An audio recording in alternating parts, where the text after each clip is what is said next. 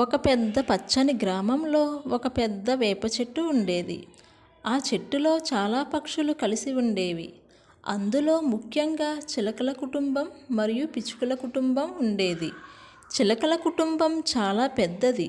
తాత చిలుక, నాన్న చిలుక, అమ్మ చిలుక, చిన్న చిన్న పిల్ల చిలుకలు ఇలా అందరూ కలిసి ఉమ్మడి కుటుంబంలా ఉండేవారు.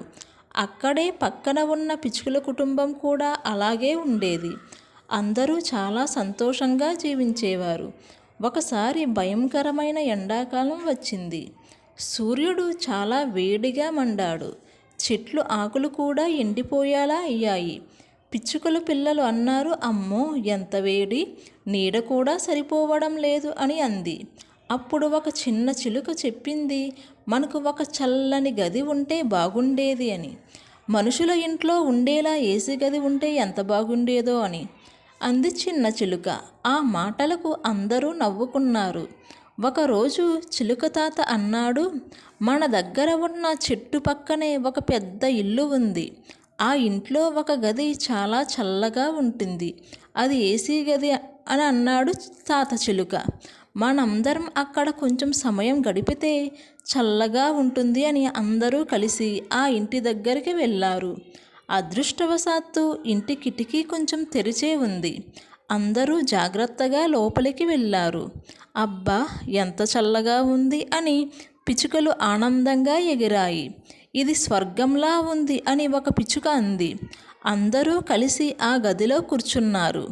చిన్న పిచ్చుకలు చిలకలు ఆడుకుంటున్నాయి. చిలుక అమ్మ అన్నది, మనందరం కలిసి ఉండడం వల్లే ఇలా ఆనందంగా ఉంది అని అన్నది. అవును, ఒంటరిగా ఉంటే ఇంత ఆనందం ఉండదు అని ఇంకొక పిచ్చుక అన్నది. ఇలా మాట్లాడుకుంటూ అందరూ కలిసి నవ్వుకున్నాయి. అప్పుడే చిలుక తాత ఒక విషయం చెప్పాడు. మన చిలుక కుటుంబంలో ఉన్న చిన్న చిలుకకు ఇప్పుడు పెళ్లి చెయ్యాలి అని అంది చిలుక తాత. అప్పుడు పిచ్చుకలు ఆశ్చర్యపోయాయి. పక్షులకి కూడా పెళ్ళి ఉంటుందా అని. ఒక పిచ్చుక పిల్ల అడిగింది.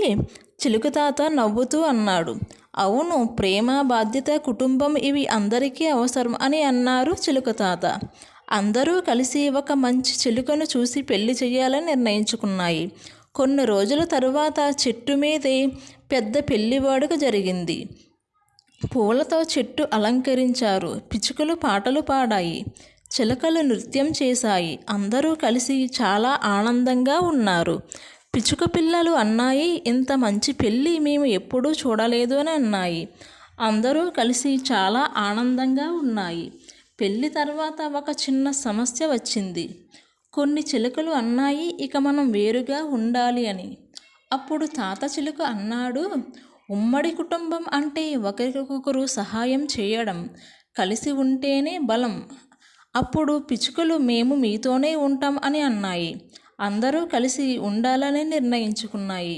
కొన్ని రోజుల తర్వాత ఎండాకాలం కూడా తగ్గిపోయింది. చెట్లు మళ్ళీ పచ్చగా మారింది. పిచ్చుకలు అన్నాయి, ఏసీ గది కంటే కూడా మన చెట్టు బాగుంది అని. చిలుక తాత నవ్వుతూ ఇలా అన్నాడు, నిజమైన చల్లదనం గాలి వల్ల కాదు, కుటుంబం ప్రేమ వల్ల వస్తుందని. అందరూ కలిసి ఉమ్మడి కుటుంబంలా ఉండాలని నిర్ణయించుకున్నారు. ఈ కథలో నీతి ఏంటంటే, కుటుంబం కలిసి ఉంటే ఏ సమస్య అయినా సులభంగా ఎదుర్కోవచ్చు. ప్రేమ, ఐక్యత నిజమైన ఆనందం అని. స్టోరీ నచ్చితే లైక్ చేయండి. ఇలాంటి ఇంట్రెస్టింగ్ స్టోరీస్ కోసం మన ఛానల్ని సబ్స్క్రైబ్ చేసుకోండి.